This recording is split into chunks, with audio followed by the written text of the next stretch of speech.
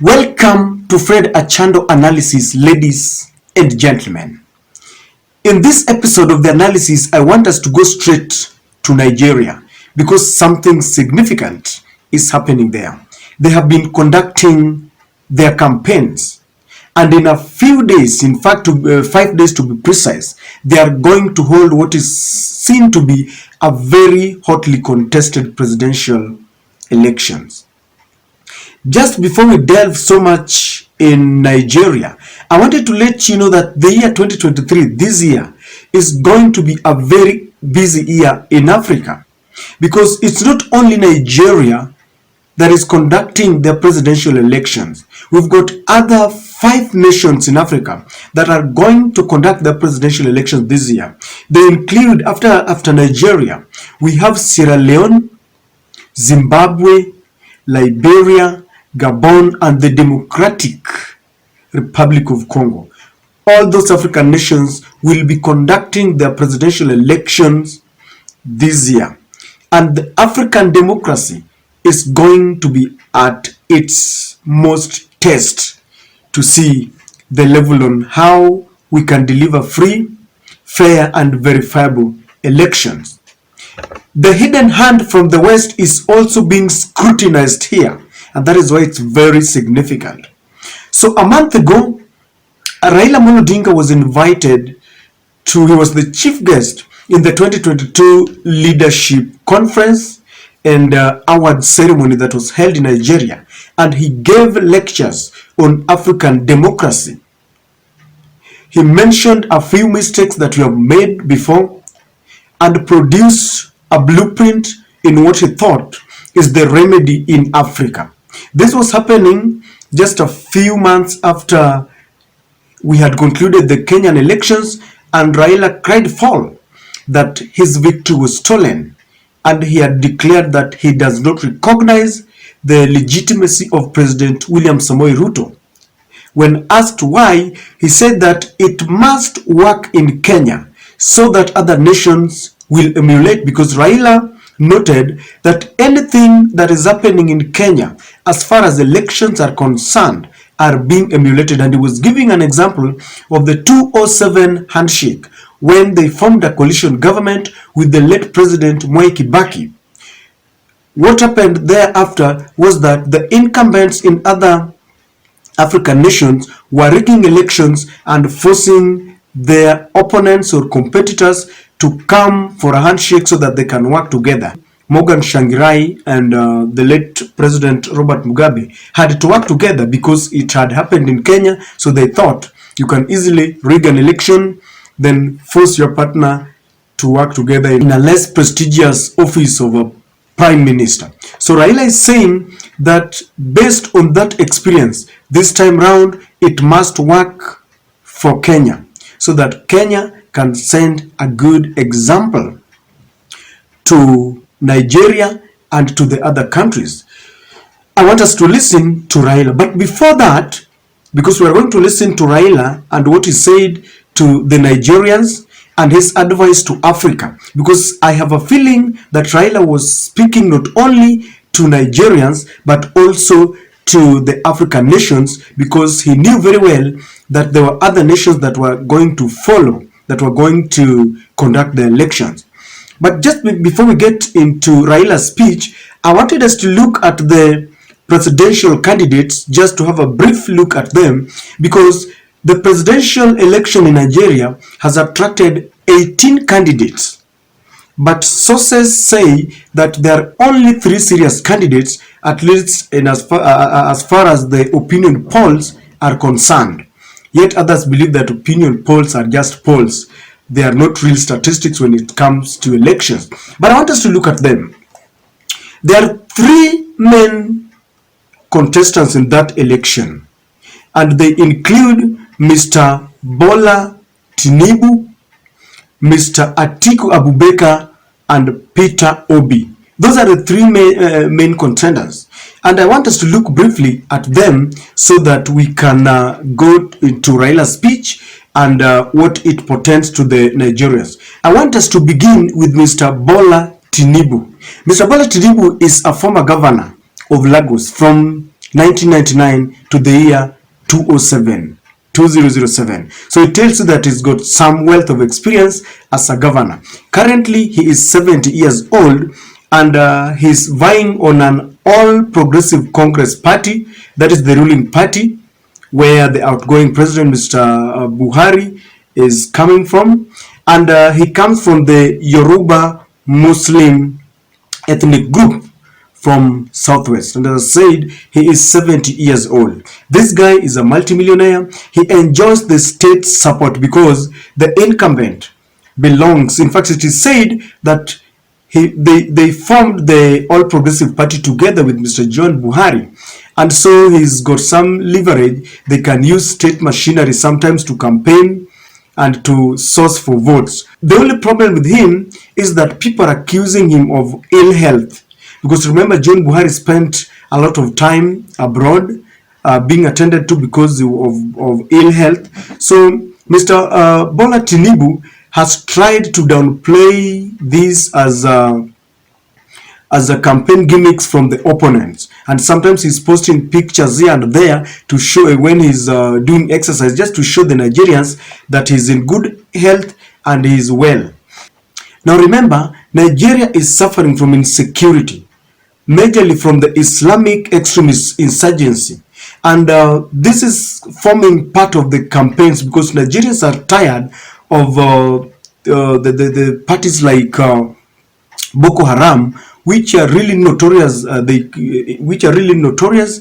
kidnap even young girls and impregnate them, and so insecurity is forming part of their campaigns. Of course, there is a lack of employment and shortage of currency, and the economy is really doing very bad. So it's really forming part of the campaigns. And Mr. Bola Tinubu is saying that he's got a blueprint to ensure that he's going to crack down on the Islamic insurgents and is going to improve the economy. He's being accused of corruption in the past, and this is really main undoing. The second candidate is Atiku Abubakar of the opposition People's Democratic Party. He's vying on opposition People's Democratic Party. Now, Mr. Atiku Abubakar is 76 years old. He is a former vice president. When Mr. Bola Tinubu was the governor of Lagos, Mr. Atiku Abubakar was a vice president. So both of them have got a wealth of experience.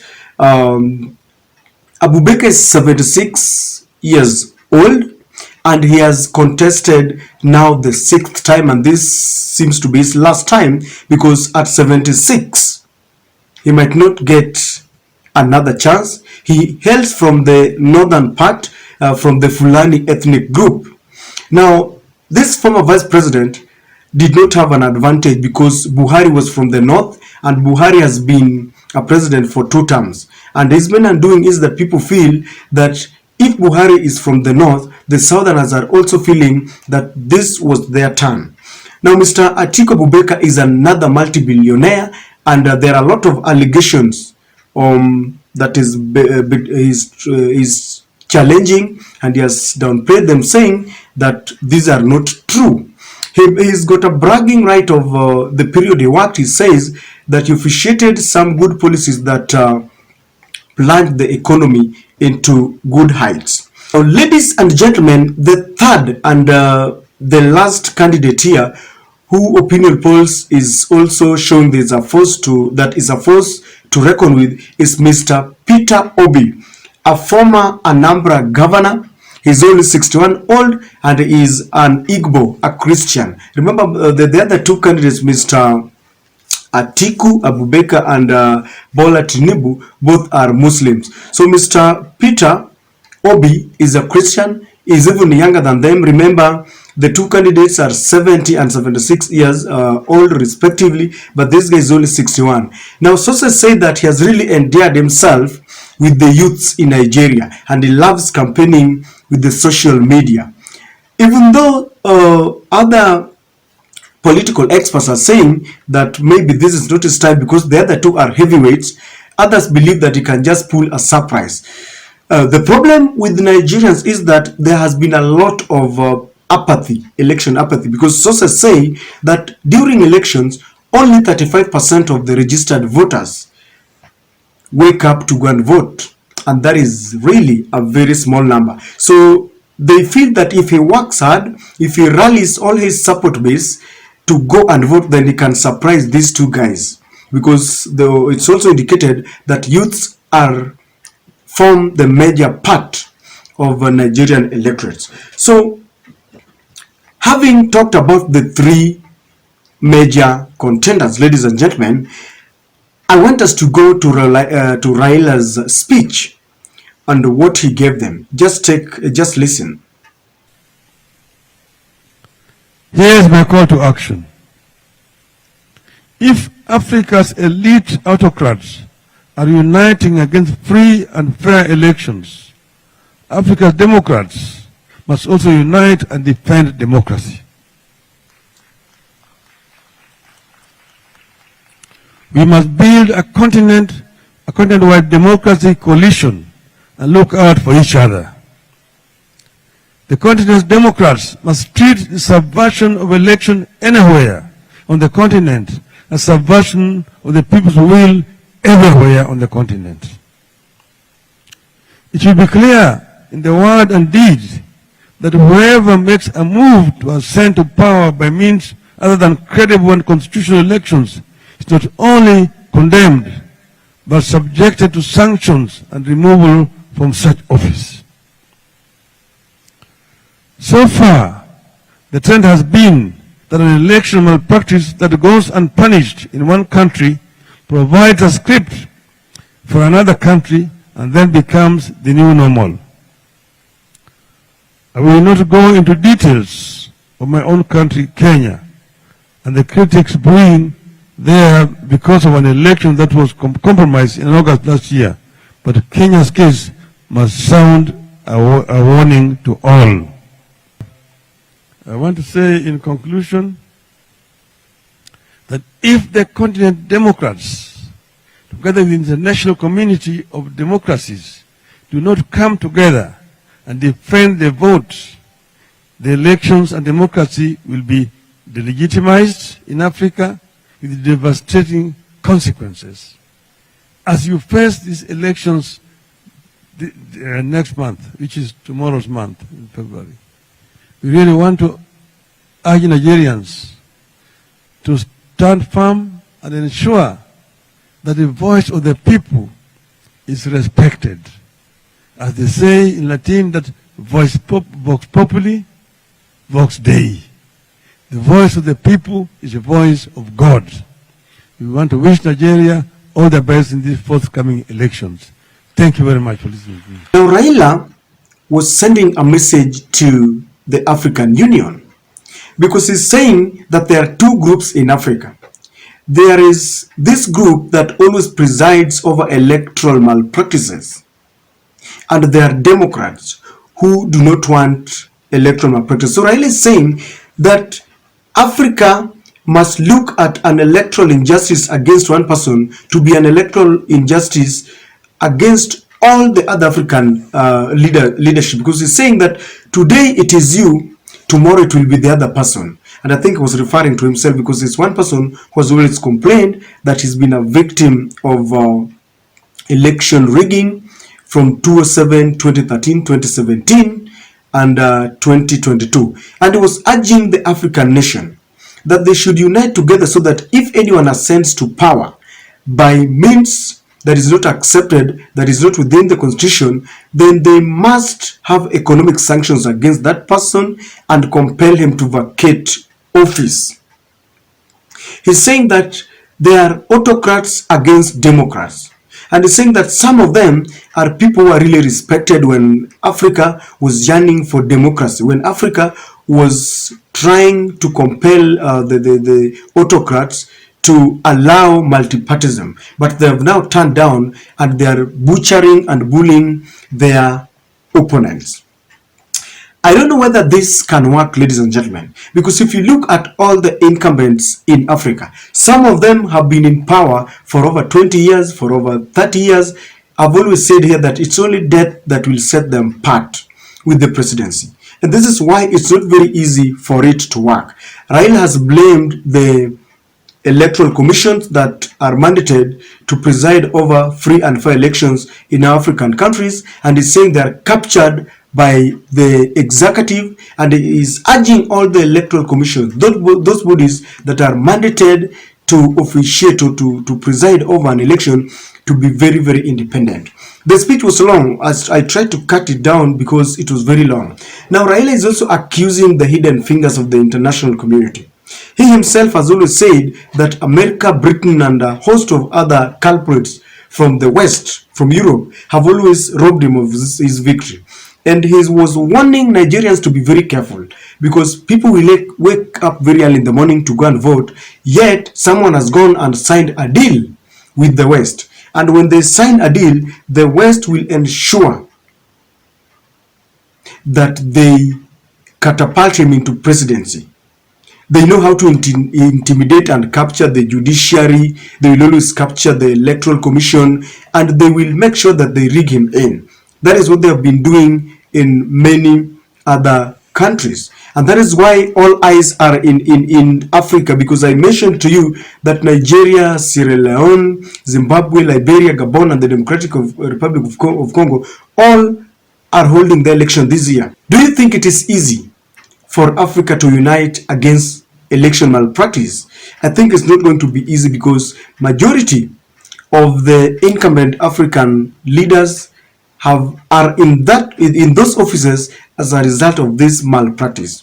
Today, our president is suffering legitimacy issues and is trying to defend himself as the rightful winner and the owner of State House, but it is not working. He's trying to buy the leaders from opposition.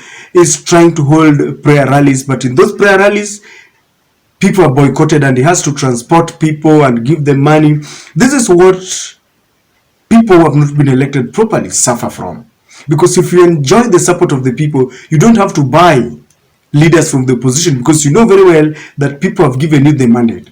And Raila is saying that Nigerians must be given a chance to elect their person, and the people's will must be respected. So we are really watching very keenly to see what is going to happen, and I hope the will of the people will prevail, not the will of a few who capture the electoral commissions, who capture the judiciary, not the will of the West, who wants to impose their own people, who wants to come under the guise of the champions for democracy, yet they have their own person. From where we sit, we want to wish Nigeria a very peaceful and successful elections. How I wish that we don't witness even a drop of blood when all is said and done, and when they finally elect their leader. Ladies and gentlemen, that is my take.